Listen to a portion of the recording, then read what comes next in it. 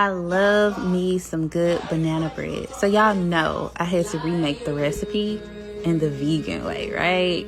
Y'all, it was so good and moist. This is everything that you're gonna need.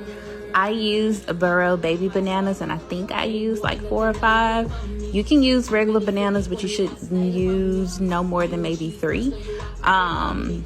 I did roast my walnuts first. I really should have left those out, but that's neither here or there. It was still good.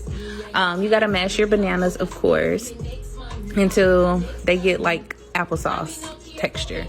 Add in your lemon juice. You're gonna add in your baking soda, baking powder, your salt, all of your other seasonings, nutmeg, cinnamon. I'm trying to think of what else I use. Coconut oil, basically your sugar, everything. This is a 1 bowl recipe, so literally everything that I showed y'all at the beginning of the video,